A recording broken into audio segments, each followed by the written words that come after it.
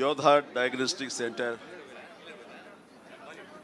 ఈ ప్రారంభోత్సవానికి విచ్చేసినటువంటి మంత్రివర్యులు, నా మిత్రులు, నా శ్రేయోభిలాషి దామోదర్ రాజనరసింహ గారికి, అలాగే వేదిక మీద ఉన్న ఇతర పెద్దలకు, అలాగే నా తమ్ముడు కంచర్ల సుధాకర్ ఈ రోజున ఇంత పెద్ద ఎత్తున తన మరో బ్రాంచ్ని ఇక్కడ మాదాపూర్లో ఓపెన్ చేయడం అనేది చాలా సంతోషం, చాలా శుభపరిణామం. తన ఐడియాలజీ నాకు తెలుసు.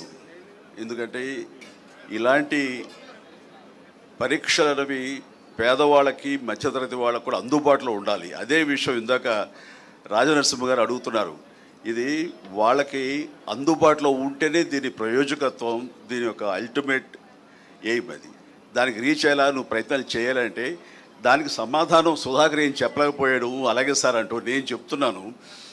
లాస్ట్ టైం అమీర్పేటలో ఇలాంటి డయాగ్నోస్టిక్ సెంటర్ ఓపెన్ అయిన సందర్భంగా నాకు అప్పటికప్పుడు అనిపించింది, మా సినిమా కళాకారులు, కార్మికులు ఎంతోమంది ఉన్నారు. వాళ్ళందరూ ఏ రోజుకు ఆ రోజు ఉపాధి, ఆ రోజు వాళ్ళ పబ్బం గడుపుకోవాల్సిన పరిస్థితి. అలాంటి వాళ్ళకి కూడా ఇలాంటి అవసరాలు ఎంతో ఉంటుంది, ముఖ్యంగా మెడికల్ ఎయిడ్. నేను స్టేజ్ మీద ఇలాగే మాట్లాడుతూ అప్పటికప్పుడు సుధాకర్ నువ్వు రమ్మనగానే వచ్చాను, కానీ వచ్చిన పర్పస్ ఏంటంటే నేను అడగాలనుకున్నది, మా సినిమా కార్మికులకు ఏదైనా వెసులుబాటు ఉందా, ఏదైనా సరే ఇంత హై ఎండ్ ఈ మెడికల్ టెస్ట్ సంబంధించిన ఏమైనా సరే మాకు అందుబాటుకు రాగలవా ఇవ్వగలవా అని అడిగాను. ఖచ్చితంగా ఇస్తాను, చెప్పండి అన్నయ్య అని అన్నాడు. నన్ను అన్నయ్య అని పిలుస్తాను, నా తమ్ముడు అంటువాడు కాబట్టి.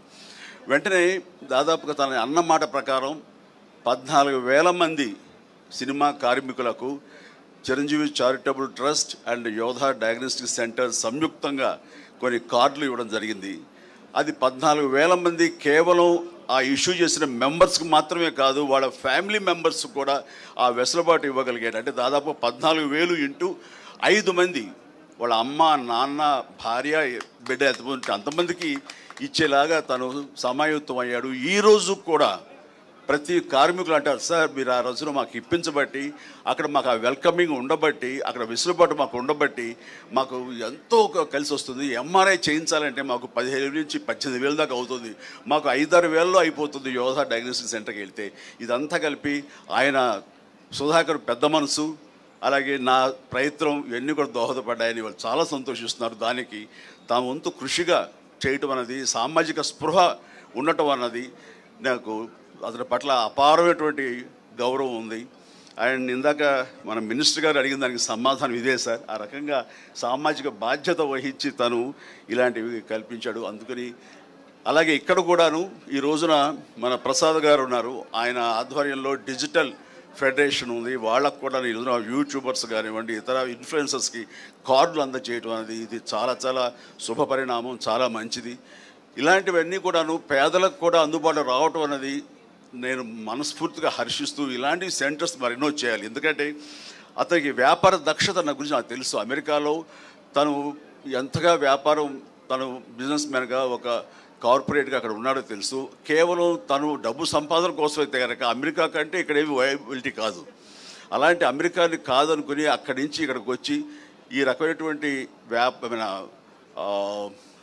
ఒక సహాయపడాలి సమాజానికి, తనంతో బాధ్యతగా ఇవన్నీ కూడా పెడుతున్నాడంటే ఇందులో కమర్షియల్ వయబిలిటీ కానీ కమర్షియల్ మైండ్ లేకుండా పోలేదు, ఉంది. But at the same time కొంత పర్సంటేజ్ పేదల కోసంగా కూడా ఇవన్నీ అందుబాటులోకి తీసుకురావడం అనేది మనస్ఫూర్తిగా నేను హర్షిస్తూ, అభినందిస్తూ, ఇలాంటి మరెన్నో సెంటర్స్ ఇంతే సక్సెస్ఫుల్గా చేయాలి, మీ అందరి బ్లెస్సింగ్స్ తోని కోరుకుంటూ నా తమ్ముడికి మరొకసారి నా అభినందన తెలియజేస్తాను.